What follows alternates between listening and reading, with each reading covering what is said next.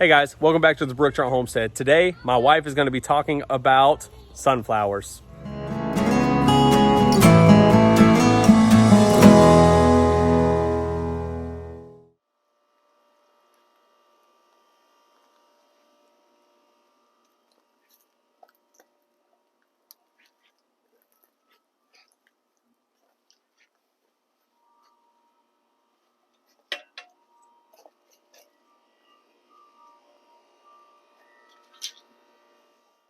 Hey guys, so our garden is doing really good right now. We are in the month of May, almost June.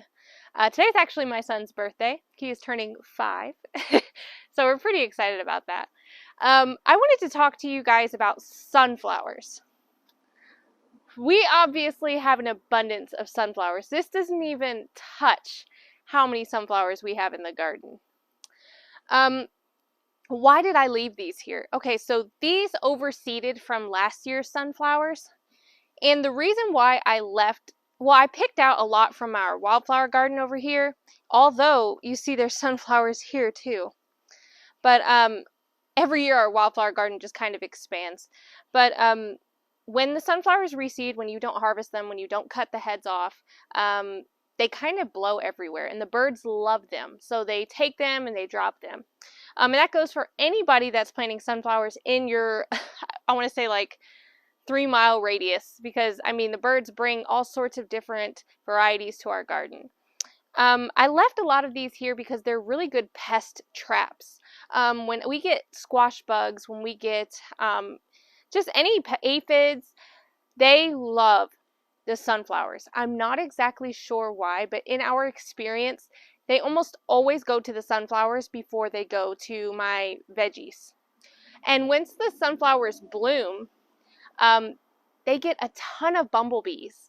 I love bumblebees. They are the cutest little fuzzy little things that I love having them in the garden.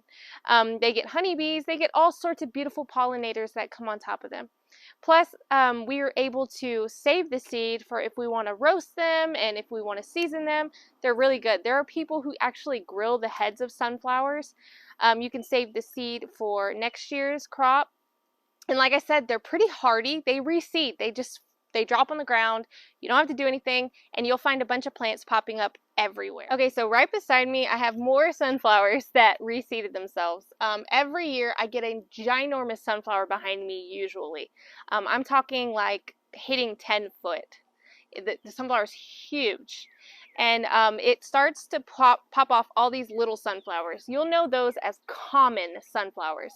Here in Texas, if you're like driving by some good plains, some places with beautiful wildflowers, you usually get a bunch of fields of common sunflowers. Those are the ones that are somewhat, a lot of big leaves and just a lot of stems of little sunflowers.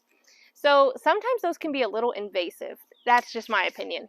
If they reseed, they will start going everywhere. They will, their roots will take hold of any plants around them. So I try to keep these in areas where I don't have a ton of herbs or anything. Right beside me, I have a ton of herbs, and anytime I get sunflowers beside me where the herbs are, I just pull them out. I don't want any sunflowers in that area. That's actually a good thing about sunflowers. You can tell pretty well what's a sunflower and what's not, and they come up so quick. Let me try to grab one. You just pop it right out. The root system is not ginormous. It's not huge. You just pop it right out, and that's it. If you want these to get bigger, you're not going to want a ton of them together. I don't mind. They'll just stay small, and they'll still produce the heads. But if I wanted these to get bigger, I'd probably thin them out just like I would thin anything else. One of my favorite things about growing sunflowers is the fact that they can be used for more than just collecting seeds and eating them and making them look pretty. I try to plant at least one sunflower either beside my bed of my main veggie crops or inside of it. These big leaves are super beneficial. They can actually be eaten, so you can give these to your chickens, your rabbits, but you can also use them to shade off your plants that don't want too much direct Texas sun. So if you have things like, I can't even think of an example, any crop that hates the Texas sun, you can plant these beside them, and this will act as a little bit of shade for them, and it makes a huge difference. If you have these big stems here, the sunflowers, they can give you some big stems. They act as a good trellising system. Last year I ended up tying up some indeterminate tomatoes, and they grew up the sunflowers that were close to the bed. It was very sturdy and it worked perfectly. So if this is something you're really interested in, you can do peas, you can do morning glories, you can do green beans, you can even stake some of your tomato plants with your sunflowers.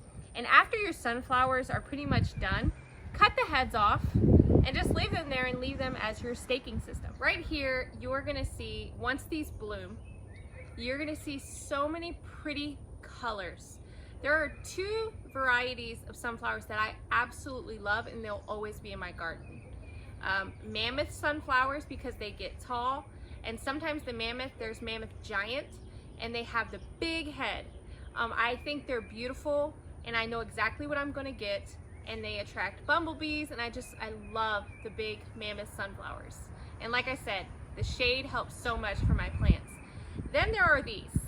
These are a variety with a small head but with different colors. I'm pretty sure these are called Autumn Beauty, something like that, where the heads have all these different colors of like burgundy, browns, yellows, reds, just so much. I'm gonna leave some of the different varieties on here. And last year we tried a variety, the teddy bear variety. They're very low to the ground. They didn't get higher than 2 foot. I'm assuming it could have been a problem with us, or it could have been just the way it was. But they had beautiful yellow fuzzy petals. If you're in a smaller area, in a smaller garden area, if you want to grow in containers, the teddy bear or smaller dwarf varieties of sunflowers may work perfect for you. But with our area, I just go for the bigger ones. Leave the common ones to grow. It's completely your decision. So I hope I kind of strayed you into growing some sunflowers. There is still time to grow sunflowers, especially if you're in 8B in Texas. We have such a long growing season that you can still plant sunflowers. And I tried to do a system where I plant some more in like mid-June so I can get some going probably August, September. If you are in a colder climate, you for sure got time to do some sunflowers, so I suggest go put it in. If there's no snow on your ground, if the temperatures are over 50, put the sunflower seeds in there and let them grow some beautiful sunflowers. You can put them in the front of your house, and it'll add pop of color that everybody's gonna really love. So I hope you guys have a great day. We appreciate all the love and support. If you haven't already hit the bell or hit subscribe, go ahead and do that. You really help us a lot, and we're just very, very appreciative of all you guys do for us. If you have any varieties you really like, if you have any advice, go ahead and hit the comments section. God bless you guys. We appreciate you.